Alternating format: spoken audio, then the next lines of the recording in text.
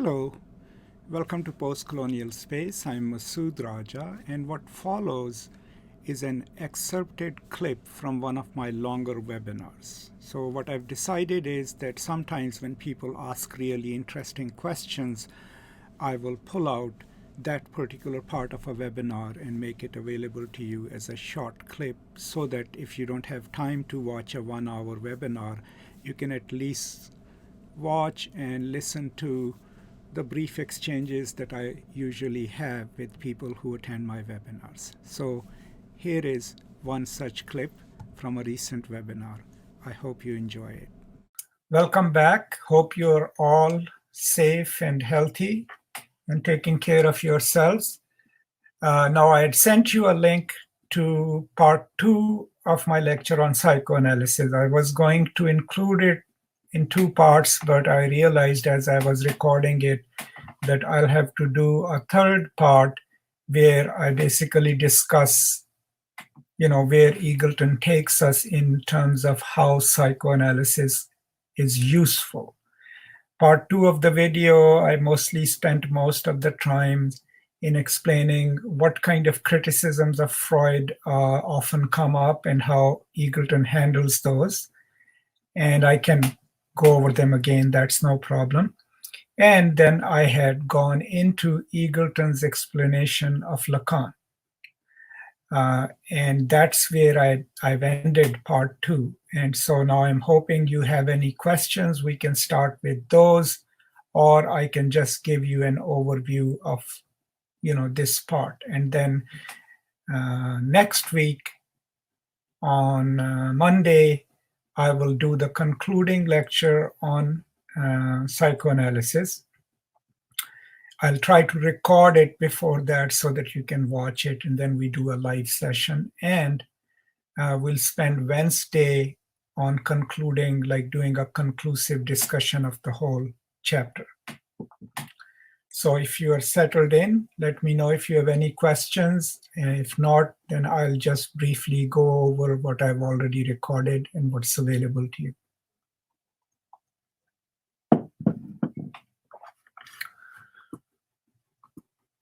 All right, 15 of you are here. Aaron is cool. Okay, well, I mean, if there seem to be no question, then let me put the presentation that I used. Now, on page 140 is where Eagleton, after having concluded his introduction to Freud and the main concepts in Freud, tells us, okay, here are some of the criticisms of Freud. And then he handles each one of them briefly, but in the next couple of pages. So the first major criticism that he talks about, and this is what comes mostly from the scientific community, is the problem of scientificity of Freud's method. Now we know, not through this chapter, but generally speaking as well, that Freud claimed psychoanalysis to be a scientific method, right? He kept copious notes, he studies his subjects, but the whole idea of this division of psyche into 3 parts and what does the stages that the infant goes through, there is no way of proving it, right? So most of it, even though practiced, kind of remains theoretical. And so a lot of the scientists then question the validity of that science, that is it really a scientific method? And that's one of the criticisms on page 140 that Eagleton talks about it. Then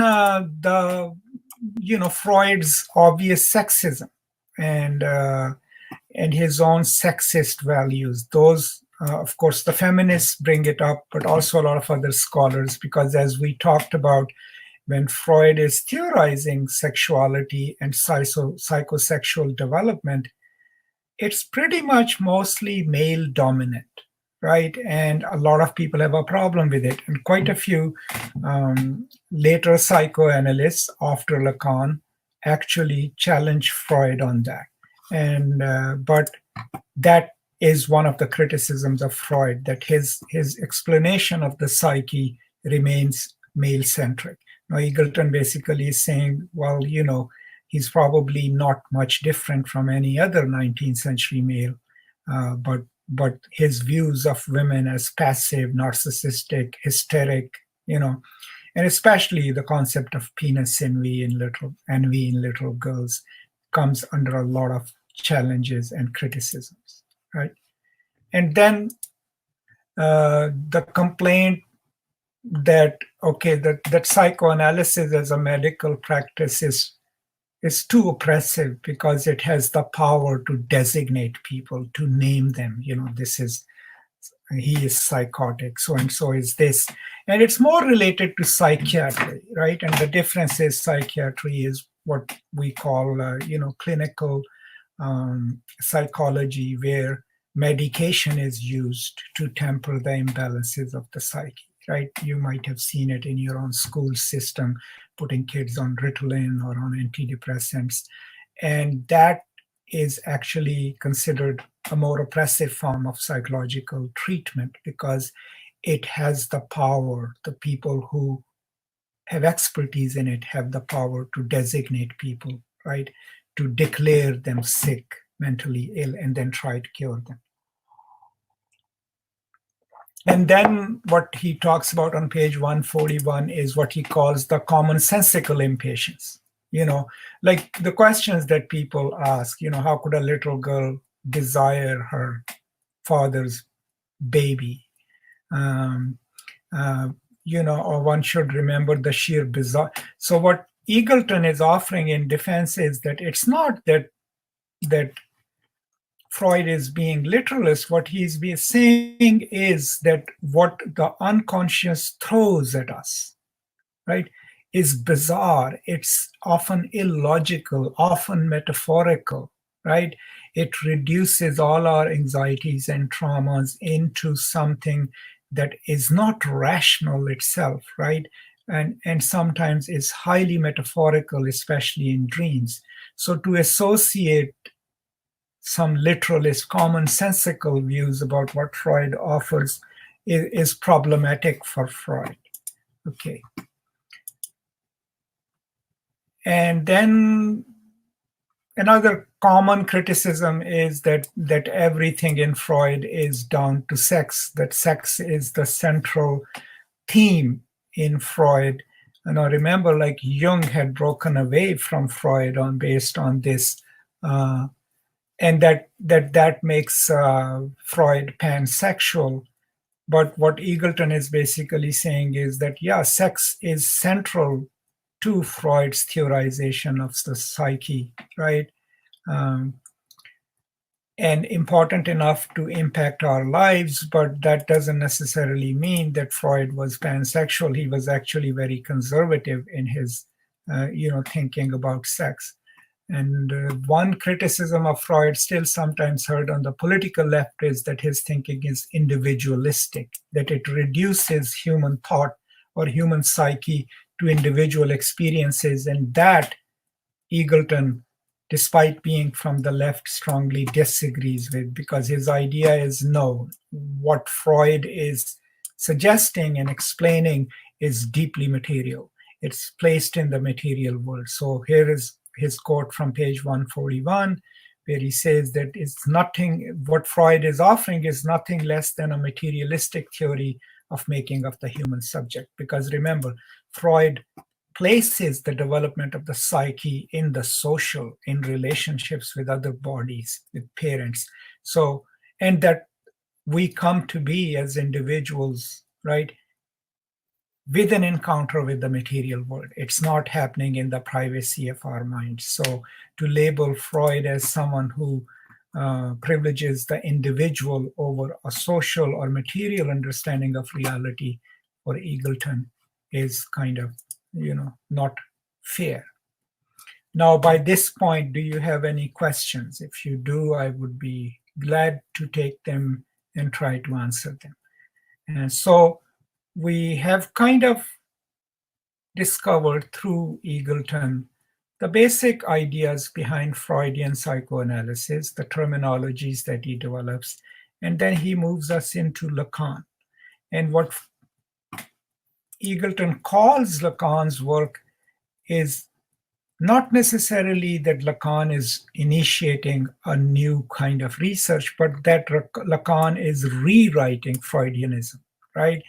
He's rewriting Freudianism in ways relevant to all those concerned with the question of human subject, its place in society, and above all, its relationship to language. Okay, that's the most important part. This last concern is why Lacan is also of interest to literary theorists, because Lacan is working or reworking Freud's thought after the linguistic turn, after the structuralist and post-structuralist movement, and he uses the knowledge of language theory, especially Saussurean linguistics, in his explanation of the psyche. So what Lacan produces in his major work, is to interpret Freud in the light of structuralist and post-structuralist theories of discourse, not just language, but also theories of discourse. And we've talked about discourse in the class. If you have any questions, I can go over it again, right? Okay, so I am not going to go over the slides because you can watch the entire lecture that is already recorded. But here is what we have to keep in mind, right? So first, coming from Freud, we already covered 5 stages that Freud talks about of human development. The way Lacan handles it is that, okay, so the first stage is what he calls the mirror stage. The mirror stage is when the child sees his or her reflection in the mirror, right? And sees it reflected back and becomes aware of his or herself as an embodiment, as an embodied self. And that is what gives the child the idea of a central, realistic self.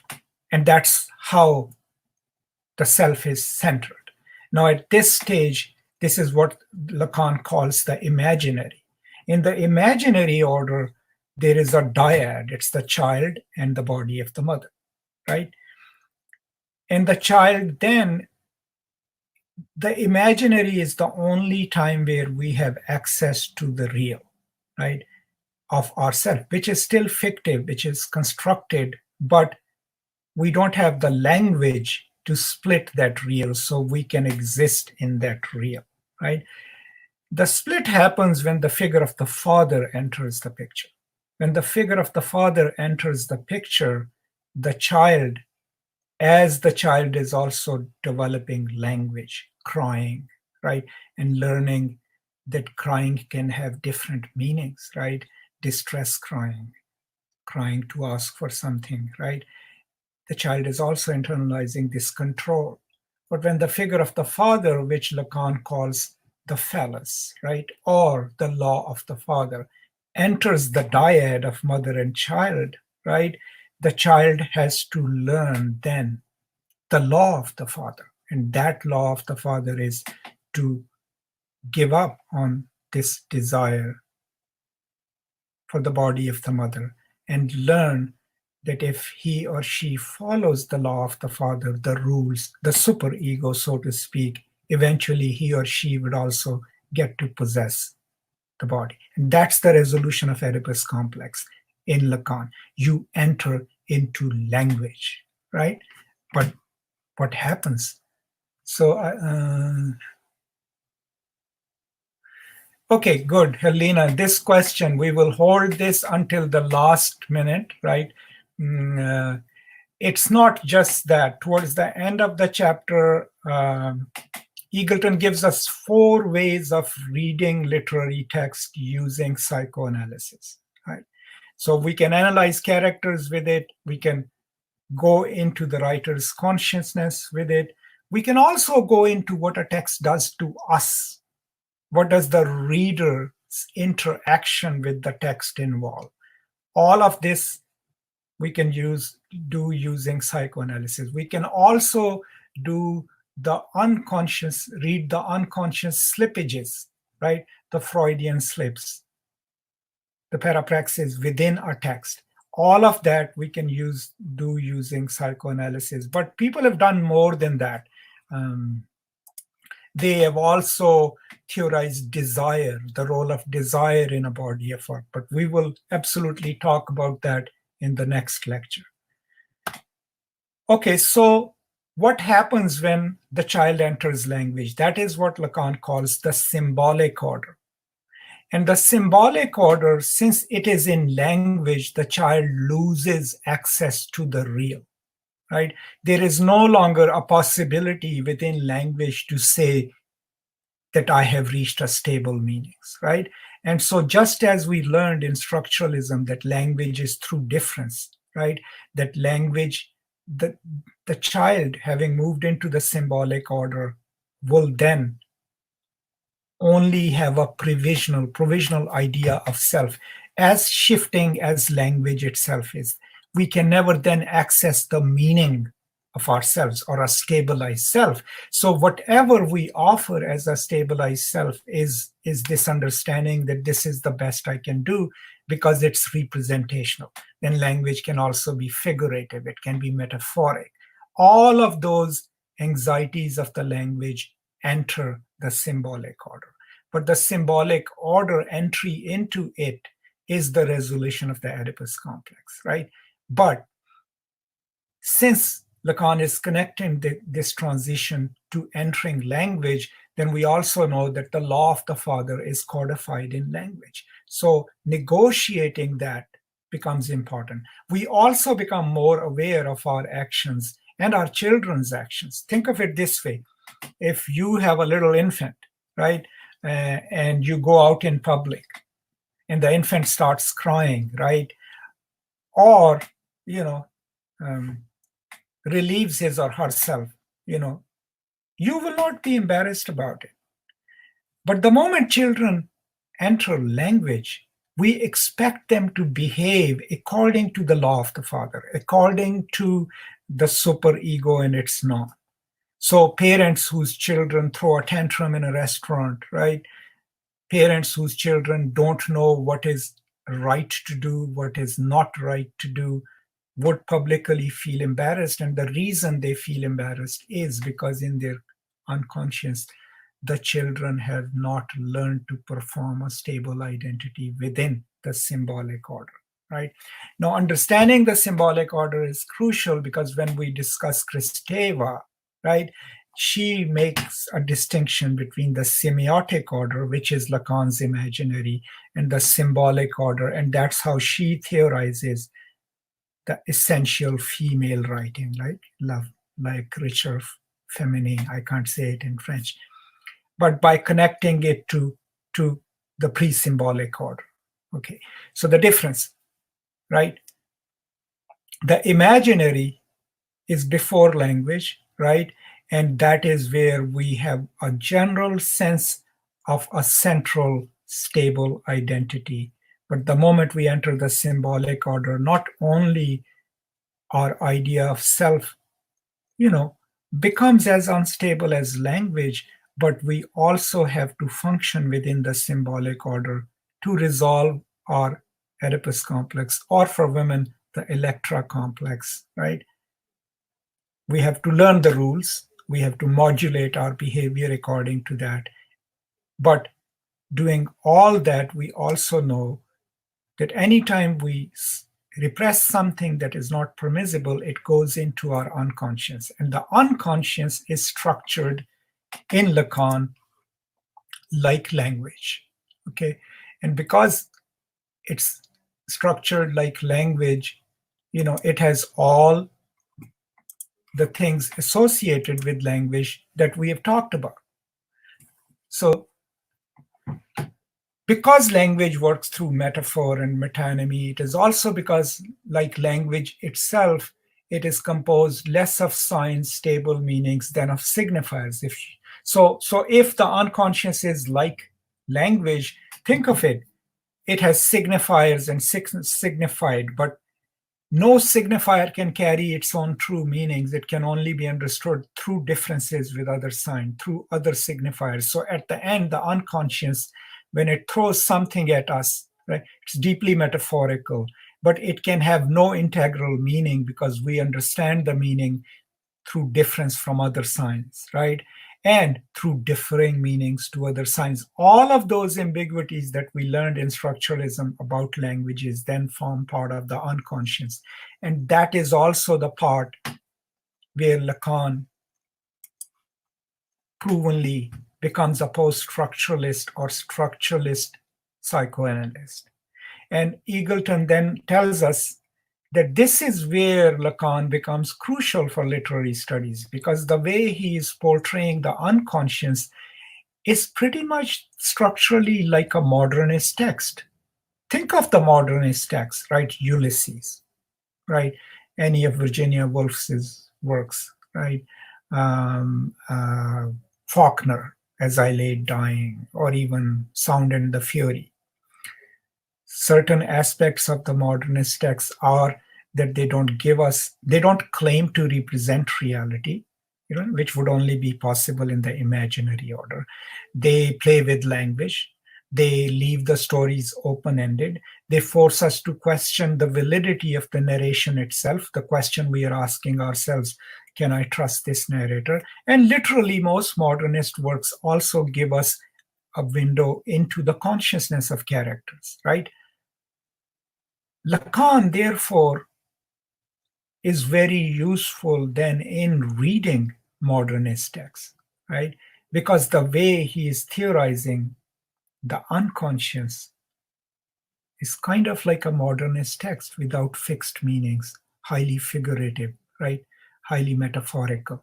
And that's where Eagleton is moving us into the actual usage of Lacan. Okay, and then, there are quite a few other things that I've covered in my recorded lecture, but this is just an idea of how Eagleton reads Lacan. Now, I must point out here that I don't consider myself an expert on Lacan. I have read people whose work absolutely relies on Lacan, like my friend Mark Brocker, his book Radical Pedagogy, and most of his other work relies heavily on Lacan. There's another concept that I must talk about, and that is the concept called object A, small a. Okay, so when we are in the imaginary order, the object large A is the dyad, me and the body of the mother. As you enter language, you have to jettison that because, that's where the father's claim is. And so that creates a lack, right? Now, that lack then drives most human figures in Lacanian psychoanalysis to constantly keep looking to substitute that lack, to augment it. And that is the desire for small a, object A, that can fill that gap. A lot in Lacanian psychoanalysis depends on this, that the lack pre-exists. It comes from the imaginary order. And that lack drives us to desire fetishism, commodity fetishism, all these things. Reading for Lacan is then that seeking of object A, right? Because we read one sign, move on to the next, move on to the next. And that progress, linear, right, is driven in search of object A, anything that will fill that hole in ourselves. Now, do keep in mind that in Anti-Oedipus and A Thousand Plateaus, Gilles Deleuze and Guattari actually have a lot of fun with it, right? They are the ones who challenge Freud, but also Lacanian psychoanalysis, because their main proposition is that the desire is not produced by a lack. We are desiring machines, right? And it pre-exists the lack, right? And it seeks what it wants, right? So that's a completely different question. But this object A then is me or you or everyone else seeking what we have lost in the imaginary order, right? The dyadic relationship with the body of the mother, and trying to replace it with something else. So it can be anything, building a career. So it's kind of like sublimation in Freud, right? We can't have that. We can't even have access to that because language cannot capture the reality of that experience. So we constantly must then seek objects with small a, right? Lowercase a, to replace that gap, right? And that's an explanation of object A in Lacan. All right, the ego. And this is from page 147. I'm going to read it and then talk about it. The subject of the enunciating, the actual speaking, writing human person can never, so this is the ego, the role of the ego in Lacan, can never represent himself or herself in fully what is said. And why can't they represent themselves in fully what is said? Because we already know through structural linguistics that the sign has no existential meaning, right? The sign's meaning is always differential, indifference from other signs, right? So no matter what I say or what you say, right, our understanding of that is performative and provisional. We decide that this is what I mean when I say that. But I cannot represent to you me, the real me in language. Because even if I try to do that, it will be through a process of signification, through language, right? And the moment we enter language, we know that we never reach the end of meanings, right? And that's what he's talking about. And that is the famous saying of Lacan, right? Where he reiterates the famous saying by Descartes, right? Cogito ergo sum. I think therefore I am. But what Lacan says is, I am not where I think, and I think where I am not. Think of it this way. We talked about it in our class too. You know, if meaning is not substantial to the sign, if meaning is not in the sign, but rather in its difference from other signs, already tells us that the meaning resides in difference, and it's not where we think it is, right? So if the meaning is not in the sign, then I understand the sign by what it is not, right? So the same structure then applies to the ego, right? Ego stabilizing itself, constantly moving into language, then can only be understood through other signs. So by connecting psychoanalysis to structuralist linguistics and then post-structuralist linguistics, what Lacan does is uses that theory to map consciousness, to map our reactions in the world, to distinguish between the imaginary order, which is pre-linguistic, right, and hence stable, still fictive, right? The idea of the stell, what we see in the mirror, is still fictive, right? But we consider it real. But then as we move into the language, it becomes representational. It becomes dependent on signification and the sign system. And the moment it becomes dependent on the sign system, it has the ambiguity and slippages, just as language has that. These are some of my thoughts on this topic. I've been talking long enough. Now, if you have any questions, let me know. And Helena, yes, we will get into how to use all this knowledge in literary readings of the text. And if you read the chapter carefully, this is one of the only two chapters in which he actually goes and reads a literary text using, I think it's Sons and Lovers, yeah, D.H. Lawrence, I think, but I could be wrong. But he actually goes and demonstrates how it is read. But in the next week, that is what we will be talking about. Okay, I have a question, Brian. Do modern psychoanalytic critics take into account the fact that there are other complexes which have been identified since Freud, or do they still mostly focus on the Oedip? That's a very interesting question. Actually, one criticism of a lot of literary critics tends to be that they, in psychoanalysis itself, in studies of the mind, people have pretty much kind of dismantled a lot of Lacanian claims, but we literary critics still tend to stay with Freud or with Lacan and tend to forget that a lot of his or Freud's ideas have been dismantled. Now, do people go beyond Freud? Yes. And Lacan, if you read any of the Deleuzian readings of literary studies or literary theory, one of my mentors, Amit Rai, has a whole book, right, about I think Victorian monsters that he reads through Deleuze. And when you read anything through Deleuze, you are already reading it from a point of view that is post-Freud and post-Lacan.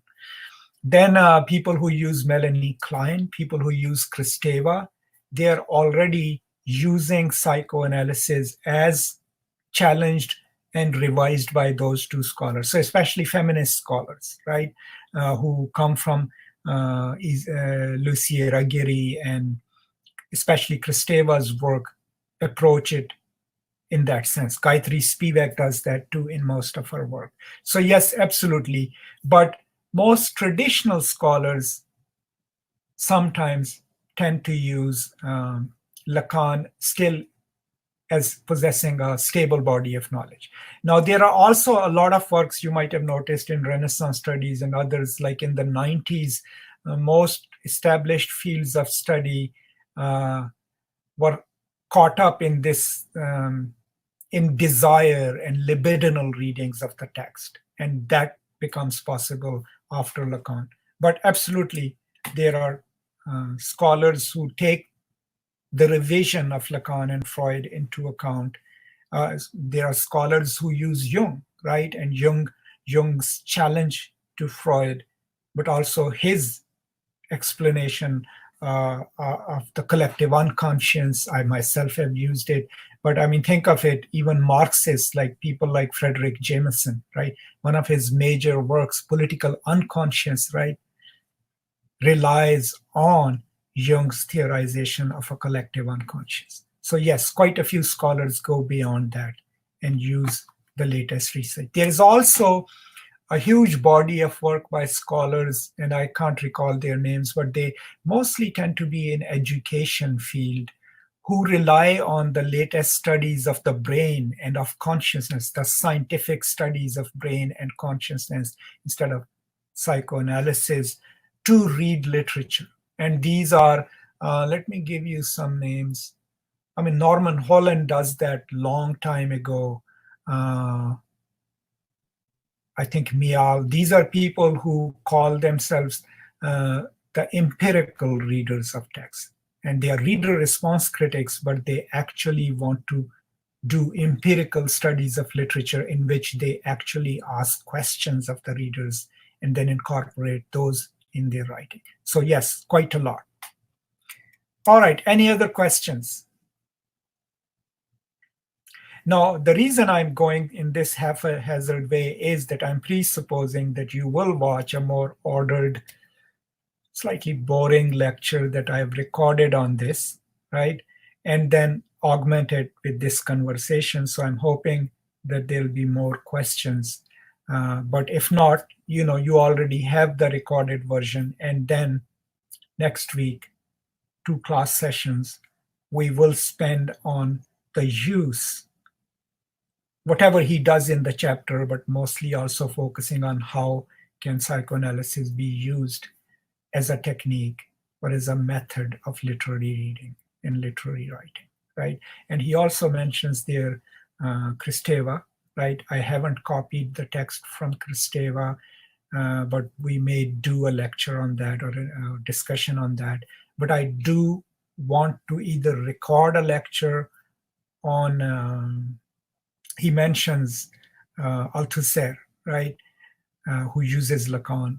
And I will record a lecture on that or maybe have a live session on that famous essay, right, for you all. But do keep in mind, if you can lay your hands on my most recent book on ISIS, of all the things, in the first chapter where I discuss my terms, I have about a 5-page discussion of ideology as theorized by Althusser. So I will make that available to you. I'll copy that text from the book and maybe record a lecture on that.